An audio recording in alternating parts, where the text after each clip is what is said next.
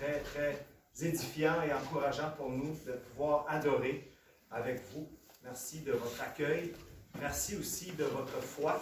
J'ai entendu plusieurs prier concernant la situation actuelle. Pasteur Guillaume et moi, on se comprend très bien. On est du même esprit vis-à-vis... Pardon? OK. Un peu compris. Mais c'est ça, on est du même esprit. Donc, on marche ensemble pour ça. Et puis, j'étais vraiment honoré d'être invité pour adresser la congrégation ce matin. Et en fait, il m'a appelé jeudi. J'arrive d'un voyage au Nouveau-Brunswick. On est parti pendant 4 semaines là-bas. C'était merveilleux parce qu'ils avaient fermé l'année passée. Puis là, ils ont levé tout il y a à la fin du mois de juillet. Puis nous, ce qu'on fait. Puis la minute qu'on part. Puis on revenait justement jeudi. On était à la rivière Ouelle. Et le téléphone sonne. C'était le pasteur Guillaume. Il disait hey, je sais que c'est la dernière minute, là, un petit peu, tu prends pour moi, il m'a raconté. OK, go. Ça fait longtemps que j'ai dit au Seigneur, à chaque fois que tu vas me donner une occasion d'annoncer ta parole, je vais le faire. Donc, vous m'excuserez, après, je dois quitter parce que j'ai une réunion à 2h cet après-midi. Donc, ça va. C'est vraiment un privilège pour moi d'être avec vous. Merci pour votre accueil. Et en juillet, j'avais commencé une série sur les attributs de Dieu. Donc, les attributs de Dieu, ce sont les qualités que l'on attribue à Dieu, qui nous sont révélées dans les Écritures. C'est un sujet important qui, lorsqu'on le contemple, nous plonge dans la majesté de notre Dieu, nous plonge dans l'éternité, nous plonge dans l'infini et nous ancre dans l'absolu, dans ces choses, en fait, dans ce Dieu qui ne change pas. J'avais parlé de la bonté de Dieu qui est manifestée dans sa création, qui continue de se manifester à tous les êtres humains, mais certainement de sa bonté dans la rédemption. Alors que Dieu a mis en œuvre de franchir l'obstacle infini de notre culpabilité. J'avais parlé aussi de sa puissance infinie, et particulièrement en tant que créateur. Et dans ce chant tout à l'heure, dans ce cantique que je n'avais jamais entendu, ça parle qu'il a jeté la poussière des étoiles. C'était devenu tellement clair dans mon esprit que pour Dieu, ce que l'homme voit comme un univers immense, pour Dieu, et ces étoiles qui sont des soleils, des galaxies qui brillent, pour lui, c'est comme... Pour nous, c'est... pour lui, c'est... Imaginez, vous prenez un petit sac de poussière brillante et vous faites ça comme ça. Aussi facile que ça. Tout ce qui est a été créé par sa parole.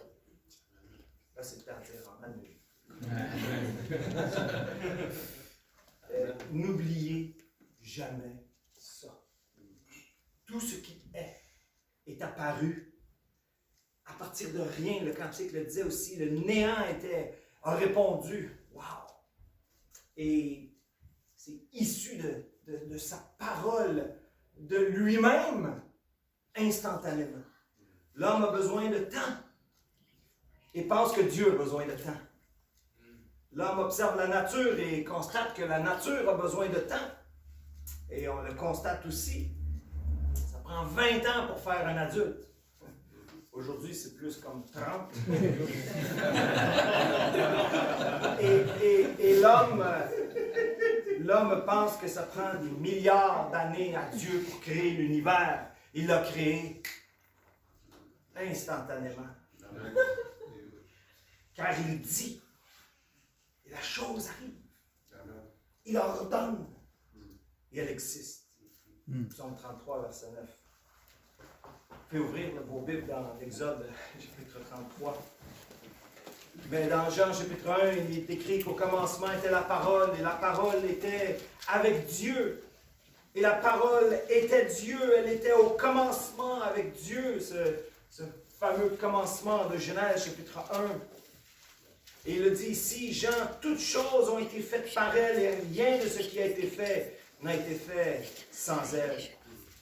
La parole a été faite chair. Elle a habité parmi nous, pleine de grâce et de vérité. Nous avons contemplé sa gloire comme une gloire du Fils unique venu du Père. Et Jésus a bien démontré que Dieu n'a pas besoin du temps. Vous vous rappelez cet épisode lorsque il y avait une foule de 5000 hommes, et plus les femmes et les enfants, et ils avaient 2 poissons et 5 pains. Et Jésus a dit quoi? Nourrissez-les. Oui, mais Seigneur. Et avec 2 pains et 5 poissons, il a nourri cette foule. On appelle ça la multiplication. Combien de temps ça lui a pris? En un instant. Parce qu'il l'a dit, par sa parole. La preuve, sous nos yeux, ou sous les yeux des apôtres plutôt, qui nous rapportent l'histoire, que Dieu n'a pas besoin de temps. C'est la création instantanée.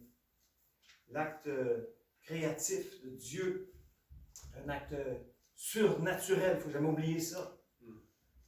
Le monde est naturel, mais n'est pas issu d'un processus naturel, mais d'un processus surnaturel. C'est sa puissance. Il est puissant. Il est tout puissant. J'avais parlé de sa justice, qui est un sujet extrêmement important de nos jours, et je n'ai pas le temps de rentrer là-dedans, mais je réfléchis énormément sur c'est quoi la justice. Avec tout ce qui se passe, ça amène ces notions fondamentales de gouvernance et de justice au premier plan, et on doit réfléchir à ces choses-là. Mais c'est lui qui est le point de référence de la justice.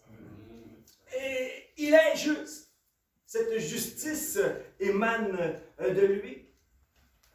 Il n'y a pas de justice humaine d'un côté et la justice divine de l'autre côté. Tu ne peux pas dissocier la notion de justice qu'on essaie, nous, tant bien que mal, en tant qu'humain, de faire opérer. On ne peut pas dissocier ça de Dieu. Et malheureusement, cette fraction est faite dans notre monde, et on voit à quel point maintenant on s'en va vers en grec, c'est le anomos, le sans-loi. La loi est mise de côté, c'est le chaos qui s'installe. Il n'y a pas de justice humaine séparée de la justice divine. Il y a une justice, c'est Dieu. Parce qu'il est juste.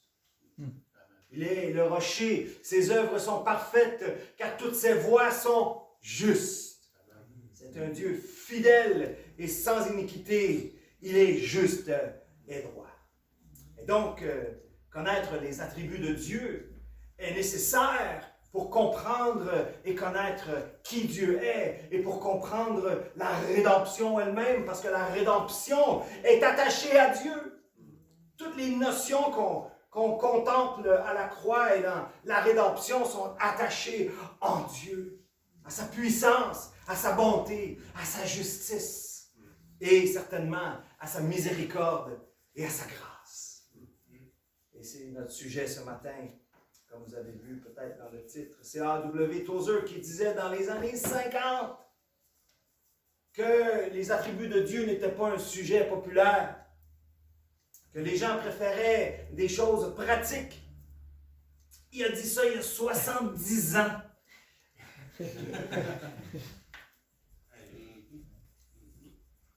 Comment trouver la paix dans les temps troubles? C'est correct. Comment être maître de soi? C'est correct aussi.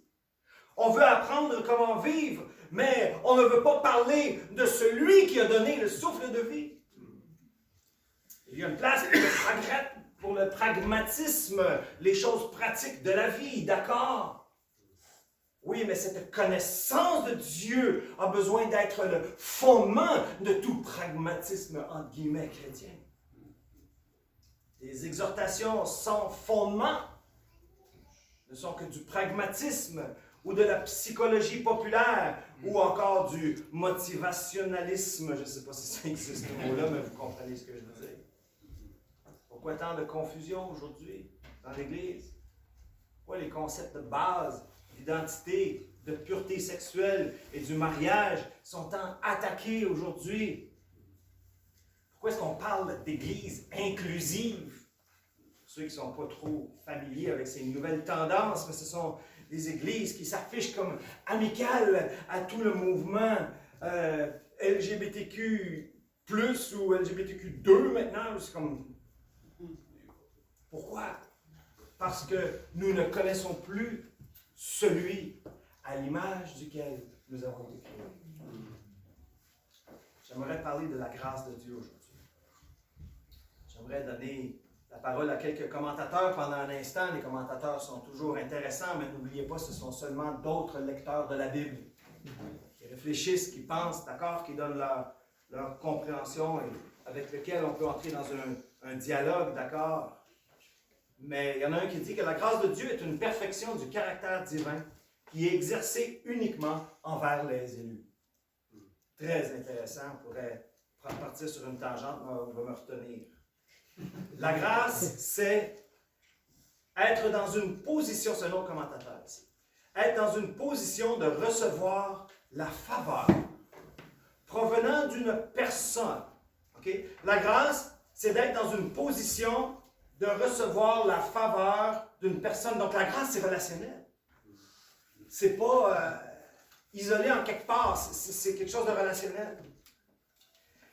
Et donc, la grâce, c'est d'être dans une position de recevoir la faveur provenant d'une autre personne qui, elle, est dans une position d'où elle peut exercer la bonne volonté envers nous en rencontrant un certain besoin. C'est une grosse phrase compliquée, mais ça dit ce que ça dit. La grâce peut aussi être la manifestation d'une disposition de bienveillance ou de gentillesse envers quelqu'un d'autre. Et avec ces pensées, j'aimerais qu'on lise Exode 33, au verset 13. Maintenant, et c'est Moïse qui parle, si j'ai trouvé grâce à tes yeux, en d'autres mots, si j'ai trouvé faveur, si moi qui suis dans une position où est-ce que j'ai besoin que tu me regardes avec faveur, si maintenant j'ai trouvé grâce à tes yeux, si tu es disposé à être favorable envers moi, fais-moi connaître tes voies. Alors je te connaîtrai et je trouverai encore faveur ou grâce à tes yeux. Considère que cette nation est ton peuple. Et l'Éternel répondit, je marcherai moi-même avec toi et je te donnerai du repos. Amen. L'Éternel lui manifeste sa bienveillance, lui manifeste l'assurance qu'il va être avec nous, ou qu'il va être avec lui plutôt, qui pour nous est une parole importante de savoir que Dieu est avec moi. En termes de tous les jours, on parle de gracier un condamné à mort. Obtenir la grâce, c'est d'obtenir la faveur ou d'obtenir la clémence de la cour sur une base de compassion. Quelqu'un qui va à la cour devant un juge qui a fait une faute, qui a une pénalité X, qui explique sa situation et qui dit « Je vous en supplie, j'implore la clémence de la cour » et le juge qui entend, qui dit « Bon, ton cas, là, ça a de l'allure, je ne suis pas un robot, je suis un être humain, au lieu de te pénaliser là, ben, on va te pénaliser là. » Et il obtient la clémence ou la grâce de la cour, c'est quelque chose qu'on comprend bien. Et ce que nous avons besoin de garder à l'esprit, c'est que cette grâce dont on parle, quand on parle de la grâce de Dieu, c'est une faveur qui doit surmonter un obstacle. Un obstacle infini. La grâce de Dieu doit surmonter un obstacle infini. Il y a deux mots utilisés dans la Bible pour exprimer ce concept dans l'Ancien Testament. Et le premier, c'est le mot « chen ». « Chen », que nous traduisons par grâce ou par faveur. Genèse chapitre 6, si vous voulez bien tourner, nous avons ce passage où est-ce que ce mot apparaît pour la première fois, ce mot « chen » dans l'hébreu qui est traduit par grâce.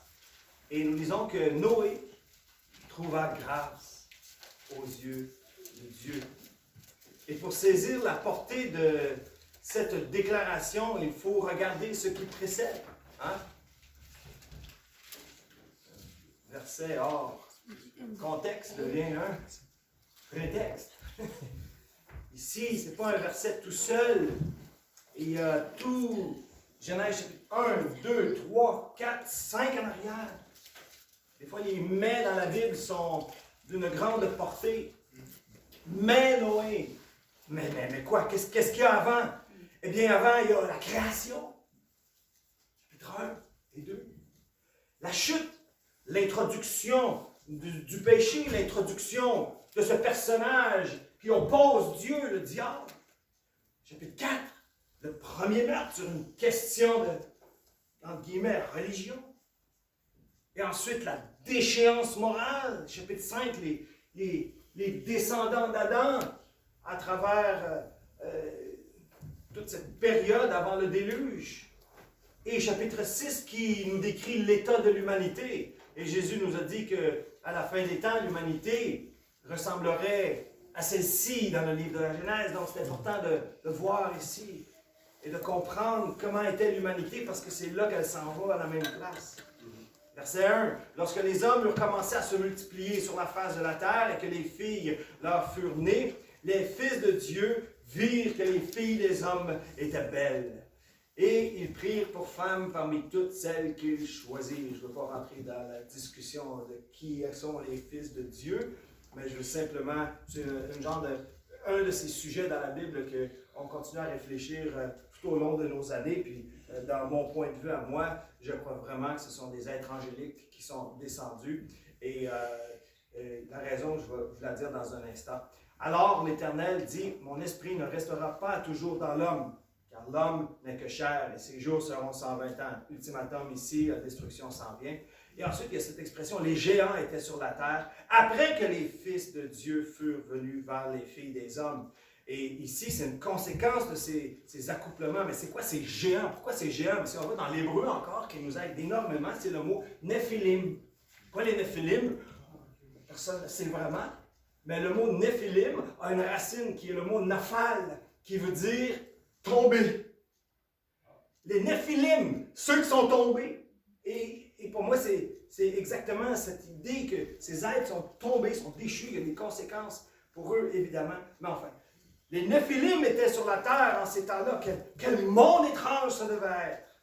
Après que les fils de Dieu furent venus vers les filles des hommes. Et qu'elles leur eurent donné des enfants. Ce sont ces héros qui furent fameux dans l'Antiquité. L'Éternel vit que la méchanceté des hommes était grande sur la terre. Oups, là, si on s'en vient à des choses concrètes ici. Et que toutes les pensées de leur cœur se portaient chaque jour uniquement vers le mal. Et l'Éternel se repentit d'avoir fait l'homme sur la terre, fait affliger dans son cœur. Et l'Éternel Dieu dit, « J'exterminerai de la face de la terre l'homme que j'ai créé, depuis l'homme jusqu'au bétail, aux reptiles, et aux oiseaux du ciel, car je me repens de les avoir faits. » Donc, le jugement arrive à cause de la déchéance, mais, verset 6, chapitre 6, verset 8, mais, face à tout ça, face à ces 10 générations de déchéance, face à la méchanceté et le fait que chaque jour, chaque pensée de leur cœur se tournait uniquement vers le mal, mais, face à tout ça, Noé trouva grâce aux yeux de l'Éternel. Et cette faveur de Dieu a pourvu un moyen pour que Noé et sa famille échappent au jugement de Dieu. Mais n'oubliez jamais que l'humanité entière était contenue dans Noé. Vous et moi étions en lui. C'est notre Père à tous. Et à cause de ce salut qu'il a visité, l'humanité a continué pour le reste de l'histoire que nous voyons dans la Bible. Genèse chapitre 6, verset 8. Noé trouva grâce, mais Noé trouva grâce aux yeux de Dieu, de l'Éternel. Voici la postérité de Noé. Il était un homme juste et intègre. Donc, c'est pas juste un accident que Noé a trouvé la faveur de Dieu. C'était parce qu'il était un homme juste, intègre dans son temps. Au milieu de cette corruption, il est juste intègre. En plus, il marchait avec Dieu. Noé engendra 3 fils, Sem, Cham, Japheth, et la terre était corrompue, la terre était pleine de violence. Ça recommence encore. Dieu regarde la terre et voici, elle était corrompue, car toute chair avait corrompu sa voie sur la terre. Alors Dieu dit à Noé, la fin de toute chair est arrêtée devant moi, car ils ont rempli la terre de violence. Voici, je vais les détruire avec la terre. Fais-toi une arche de bois de gopher. Tu disposeras cette arche en cellules et tu l'enduiras de poids en dehors et en dedans. Tout est là, la puissance de Dieu manifestée dans l'acte de création, la patience de Dieu. Il attend 10 générations. Un point de non-retour où est-ce que le jugement va tomber, la corruption de l'humanité, et même la lignée humaine est polluée. Et ça, c'est mon opinion là-dessus. Mais Noé trouva grâce, il trouva la faveur de l'Éternel. Pourquoi? Parce qu'il est juste. Pourquoi? Il y a seulement une manière d'être juste, c'est d'offrir des sacrifices. Genèse chapitre 4, tout est là aussi, l'institution du sacrifice. Et cette grâce pourvu un moyen pour que Noé soit sauvé. Je vais les détruire tous, mais Noé et sa famille sera sauvés. Et donc, l'idée de la grâce est juxtaposée avec la notion du jugement. Les deux travaillent ensemble. La grâce, si on veut donner une autre définition, c'est l'acceptation favorable par Dieu. Mais cette faveur doit passer outre nos fautes. Vous voyez, la grâce est comme un diamant mis sur une toile de velours. J'ai jamais vu ça en personne, j'ai juste vu des images, là. J'ai jamais acheté de diamant, là, bon. Mais pourquoi ils font ça? Ils mettent ça sur un velours noir, ils mettent le diamant, puis là, tu peux l'observer. Et donc, cette grâce est mise sous la toile sombre de la déchéance, afin qu'elle ressorte dans toute sa splendeur, comme un diamant qui brille. À chaque fois que tu tournes, tu vois un éclat différent. Et cette faveur est mise sur le relief du velours noir de nos fautes, de nos transgressions, de nos péchés. Et cela est un obstacle infini, parce qu'il mérite un jugement infini. Pourquoi? Romains chapitre 3, on devrait tous connaître ce verset, car tous ont péché et sont privés de la gloire de Dieu. Cette privation est l'état naturel de l'homme pécheur. Elle est le lot naturel de l'humain à cause de sa faute. Et cette faute est un obstacle infini à la faveur de Dieu. Elle est infranchissable. Personne ne peut la mériter, cette grâce. Personne ne peut franchir le gouffre infini de sa culpabilité. Personne ne peut l'atteindre. Personne ne peut sortir de sa poche le paiement infini qui est nécessaire. Mais il peut le sortir de sa poche, mais il va payer éternellement. Il va le payer éternellement. Et donc, une des définitions de la grâce, et c'était mon point de départ dans ma préparation, et je me suis ravisé en cours de route, parce que la première chose qui nous vient à l'esprit, c'est lorsqu'on dit que c'est quoi la grâce de Dieu, comment on définit la grâce de Dieu, ce qui vient tout de suite à mon esprit, c'est la faveur imméritée de Dieu. Oui, c'est vrai. Mais, elle a été méritée par quelqu'un d'autre. Il a fallu que quelqu'un paye. Il a fallu que le paiement soit mis sur la table. Et c'est le sacrifice de Jésus-Christ. Le sacrifice est un paiement infini. Oui, parce qu'il était Dieu, il a pu le faire en quelques heures. Quelques heures!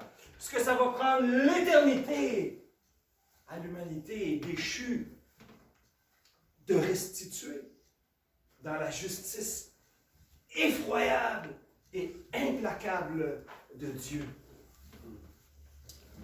C'est vrai qu'elle est la faveur imméritée de Dieu, mais elle a besoin d'être qualifiée. Parce que cette faveur a été méritée par le sacrifice de Christ. Cette grâce, elle est gratuite, nous le disons, mais elle n'a pas été gratuite pour Dieu. Il y a un paiement qui a été fait. Car le salaire du péché, c'est la mort. Quand ça parle de la mort, ici, ce n'est pas juste la mort physique, on le comprend, c'est la séparation éternelle avec Dieu. Mais le don gratuit de Dieu, gratuit pour nous, mais qui lui a coûté à lui, c'est la vie éternelle en Jésus-Christ, notre Seigneur.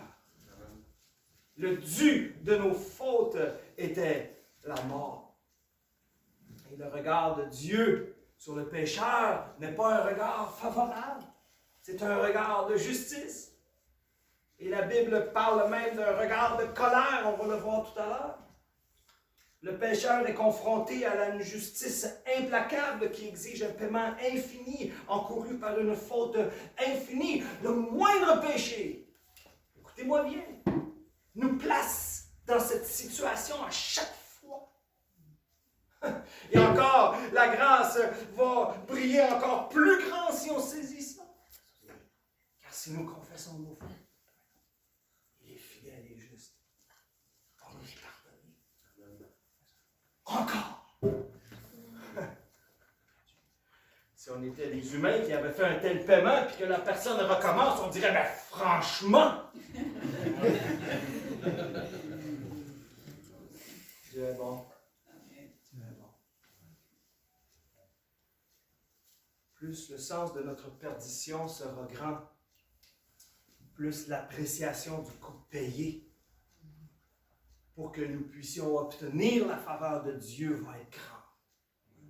D'où la reconnaissance, d'où l'adoration, d'où le fait que lorsque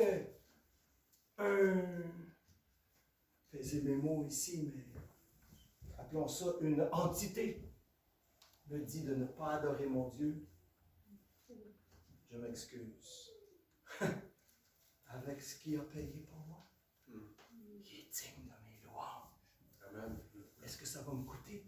Ça coûtera ce que ça coûtera. Il est digne de mes louanges. Amen. Sa parole est digne d'être mise en pratique. Amen. Sans comprendre. Cette faveur est liée à une autre notion quand on parle de la grâce de Dieu. Il y a une autre notion importante qui est attachée, c'est celle de la compassion de Dieu. Si on revient à Exode, chapitre 33, je vais juste vous le lire. L'Éternel répondit, je ferai passer devant toi toute ma bonté, et je proclamerai devant toi le nom de l'Éternel. Je fais grâce à qui je fais grâce, et miséricorde à qui je fais miséricorde. Et on voit ce mot miséricorde se marier à ce mot grâce. Ce vient en hébreu, c'est la grâce, c'est chen. Et le mot pour miséricorde, c'est racham. Vous êtes capable de dire ça? Racham. Faites un ra français et cham, comme si vous vouliez, excusez, cracher. Racham. C'est le mot qui est traduit pour miséricorde ou avoir compassion. Racham. La grâce, c'est chen, c'est la faveur. Le mot faveur est vraiment plus proche pour moi. Et ce mot racham parle que Dieu a compassion. Compassion, c'est quelque chose qu'on ressent. Donc, Dieu ressent quelque chose. Cette grâce n'est pas une chose froide comme la justice implacable, intraitable de Dieu. Mais cette grâce est issue d'une compassion, de racham. Et ce qui est très intéressant avec l'hébreu, c'est que les mots ont des racines. Et quand tu vois un mot, tu vas chercher la racine du mot qui prend toutes sortes de significations, mais à sa racine, c'est le même mot qui est utilisé pour le sein maternel. Et je trouve ça très intéressant parce que ça, c'est l'endroit où une mère va porter son enfant. On parle souvent des entrailles de compassion. Et on parle des émotions d'une mère, c'est le sein des émotions d'une mère pour son enfant. Et compassion de son enfant. Quelle mère n'a pas compassion de son enfant? On va dire que c'est une mère dénaturée. Mais ce raham est aussi quelque chose de féroce. On parle, les Anglais disent Mama Bear. Rencontre un ours privé de ses petits. J'ai entendu une histoire, je ne sais pas si c'est vrai, mais j'ai eu plusieurs sources que dans l'Ouest canadien, une mère a sauvé son enfant de la gueule d'un cougar et elle l'a tué. Mama Bear. Pourquoi tu ne touches pas à mon enfant? Et lorsqu'on parle de la grâce, on parle de la faveur de Dieu, nous parlons des bienfaits qu'il nous accorde. Et il n'y a personne qui ne peut mériter cela parce que on comprend que cela nous vient parce que le mérite a été acquis par un autre. La grâce est méritée. Elle a été méritée, mais pas par nous, par son sacrifice. Et ne prenons jamais ce passage pour acquis. Des fois, on lit des passages, on les mémorise et c'est merveilleux ce que vous faites pour la mémorisation des versets, c'est vraiment très bien. Mais souvent, quand on répète des choses beaucoup, c'est comme si elles perdent de leur teneur, si je peux m'exprimer ainsi. Car le salaire du péché, c'est la mort. Mais le don gratuit, parenthèse, qui a été payé par quelqu'un d'autre, qui a été mérité par quelqu'un d'autre, c'est la vie éternelle en Jésus-Christ, notre Seigneur. Vous voyez, la justice demande un paiement. Et le paiement doit être infini, parce que la faute est infinie. Le salaire du péché, c'est la mort. Mais la Bible nous dit que nous sommes sauvés de cette mort parce que Christ a payé le salaire pour nous. Je vous invite à tourner dans Éphésiens au chapitre 2, en terminant. Et nous voyons dans ce passage que tous, par nature, nous n'étions pas sous la faveur de Dieu, nous n'étions pas sous la grâce de Dieu, mais sous la colère de Dieu qui est notre réalité. Et elle est attachée à sa justice. Et au verset 3, nous lisons, nous aussi, nous étions de leur nombre. Nous vivions autrefois selon les convoitises de notre chair, accomplissant les volontés de la chair et de nos pensées.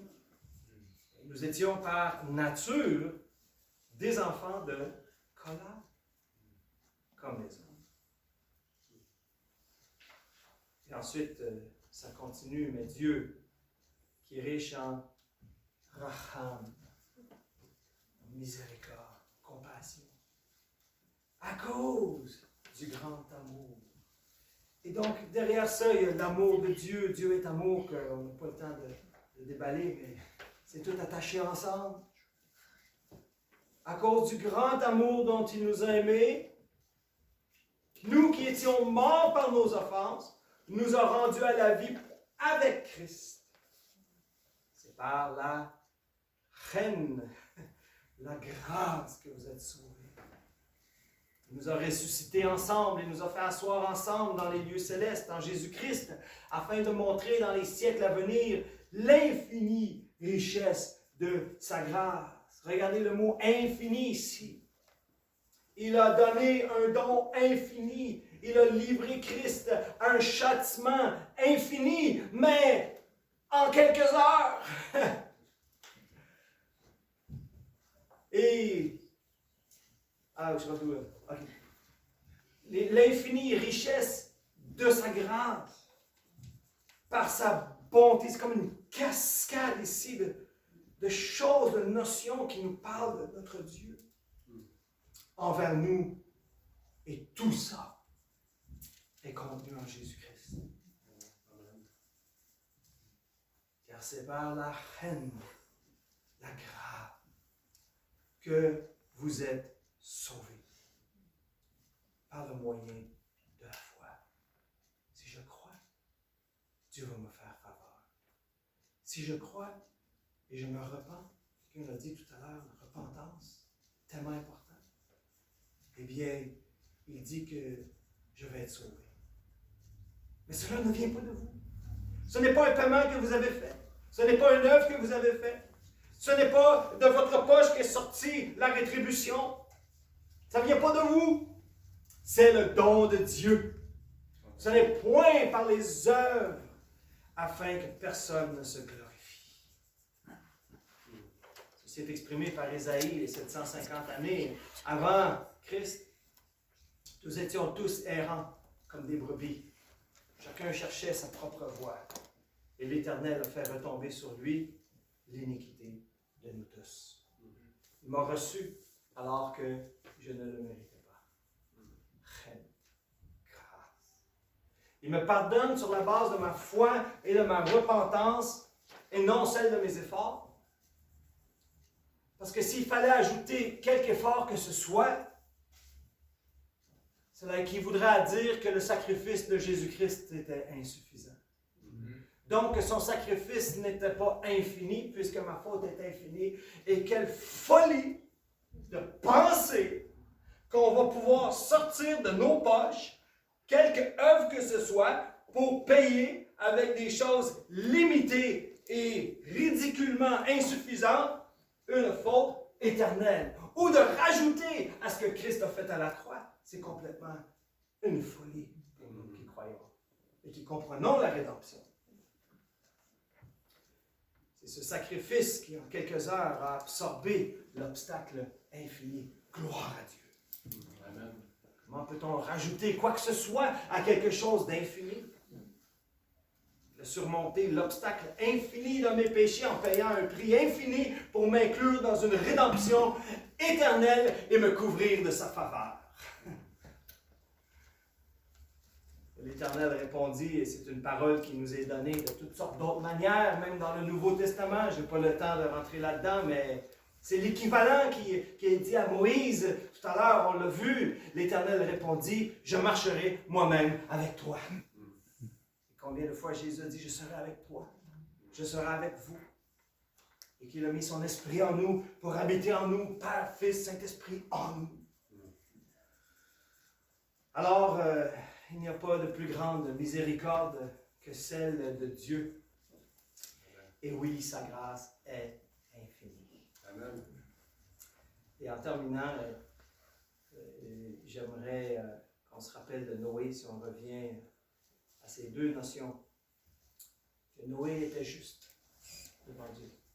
Ce n'est pas une justice qu'il avait acquise lui-même par ses efforts, mais parce qu'il avait la foi et il pratiquait les sacrifices comme Dieu avait dit à Adam.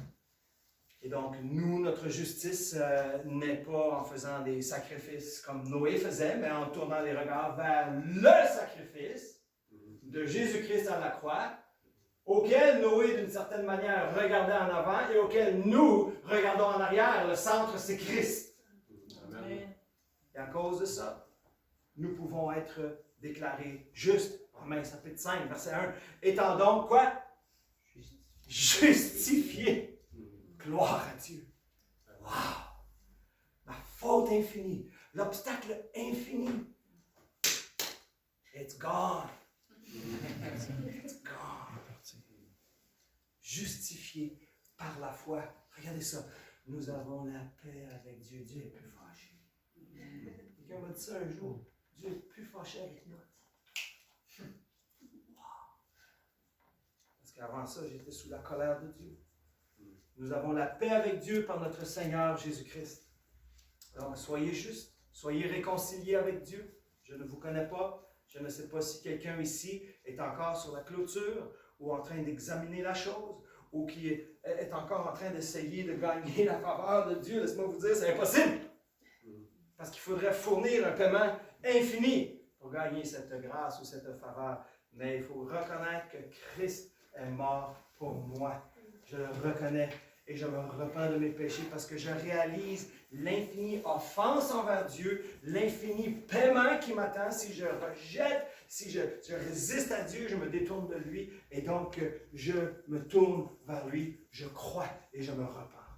Étant donc justifiés par la foi, nous avons la paix avec Dieu par notre Seigneur Jésus-Christ. Et la dernière pensée ici, comme on a vu avec Noé, qui était juste et qui marchait avec Dieu, marcher avec Dieu. Amen. Marcher avec Dieu.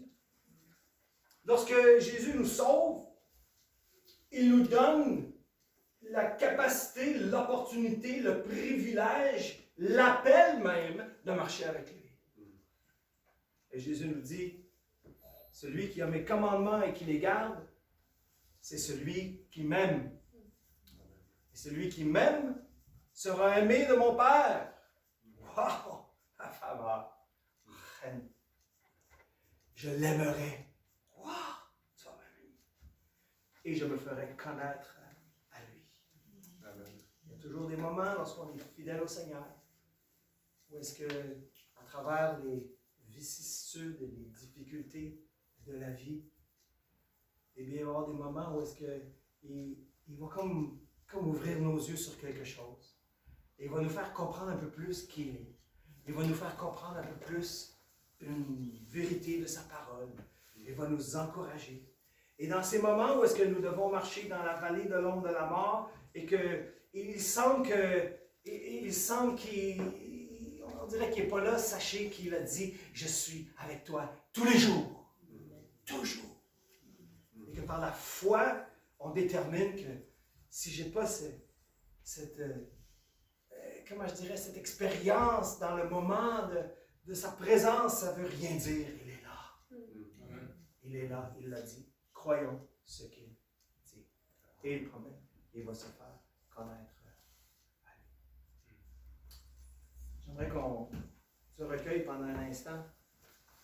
J'aimerais vous inviter à un temps de prière en réponse. Je sais que c'est ce que vous avez l'habitude de faire ici. Je trouve ça vraiment excellent.